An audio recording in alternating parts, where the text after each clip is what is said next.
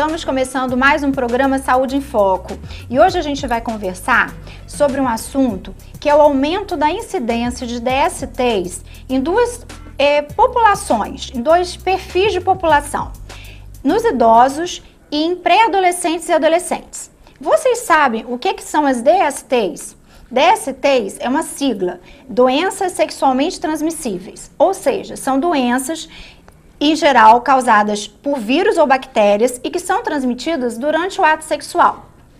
Tem se verificado já há alguns anos que está acontecendo um aumento na frequência dessas DSTs, tanto em idosos como em adolescentes, e cada vez, no caso dos adolescentes, com idades menores. Para a gente conversar sobre esse assunto que é tão importante, a gente recebe hoje aqui no estúdio Uli Knust, que é professora e apresentadora do programa 3 aqui da Terceira Via e que muito gentilmente veio aqui para a gente, conversar, ter um papo aberto, como o pessoal fala, sobre esse assunto que é tão importante. Prazer grande estar aqui, Patrícia. Obrigada pelo convite. Vamos aprofundar um pouquinho esse assunto, É isso aí. Sem a pretensão de ser especialista em nada, porque absolutamente não sou, mas assim, com um pouco de experiência de mãe, de educadora, Vamos ver se a gente conversa um pouco sobre isso. Com certeza a gente consegue.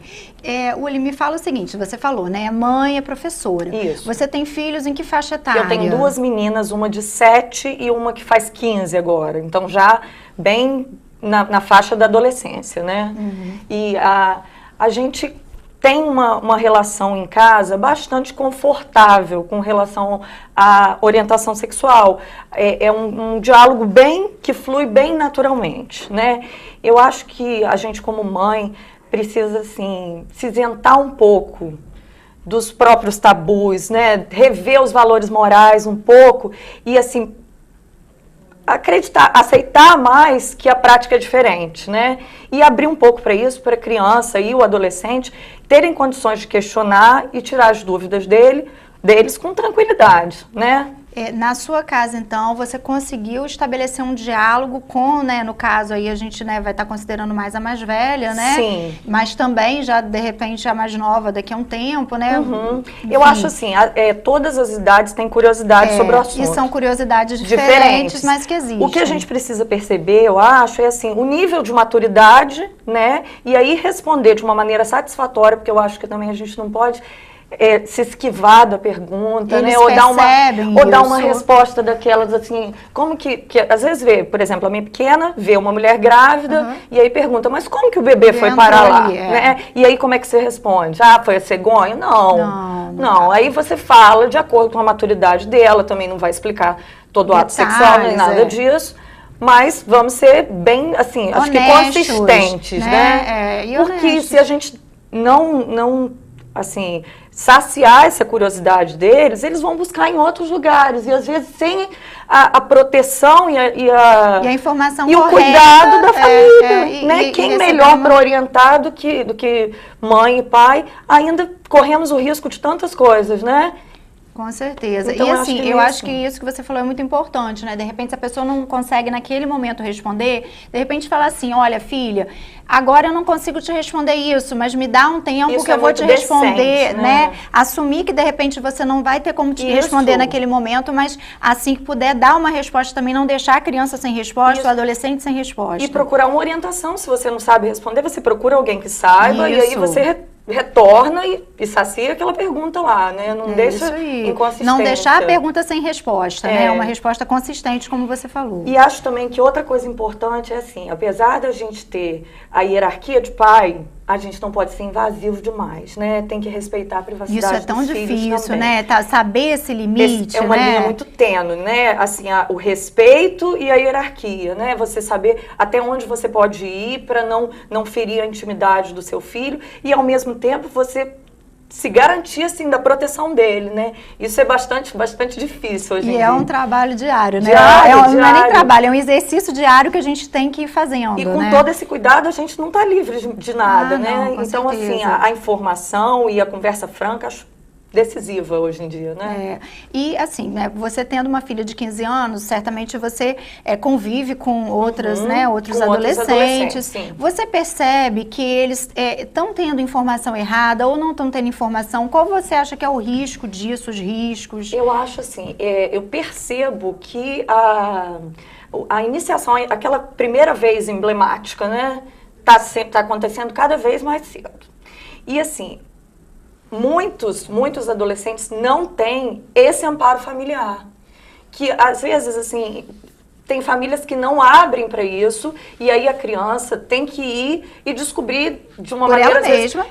A gente estava conversando nos bastidores e a doutora Nilza, que vem aí no próximo bloco, será que eu já podia falar isso? Claro, com certeza. A gente estava conversando sobre isso e ela disse que quando a criança e o adolescente chegam ao consultório é porque a coisa já tomou um rumo muito difícil. Às vezes já está numa gravidez indesejada ou com uma DST já avançada, né? Por falta de informação. Então eu acho que tanto a orientação familiar dentro da própria casa, quanto nos ambientes escolares, são essenciais para a criança não chegar na idade do amadurecimento, né, sexual, sem informação prévia. Sem informação correta. Eu acho. Você é professora, falou dessa questão do ambiente escolar. Você acha que hoje, né, no Brasil, existe essa questão de ter orientação sexual na escola?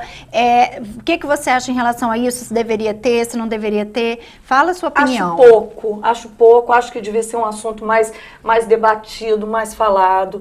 Eu acho, assim, que os professores não são preparados corretamente para lidar, porque a criança e adolescente, como a gente estava falando, extremamente curioso. E aí, na própria demanda do cotidiano escolar, te força a dar respostas para eles. E aí, se você não está preparado para dar resposta e não tem o tal suporte que você precisa, como que você faz, né? E aí a criança vê lá e te pergunta, e não interessa se você é professor de matemática, geografia, ciências ou qualquer outra coisa, você precisa responder aquilo ali.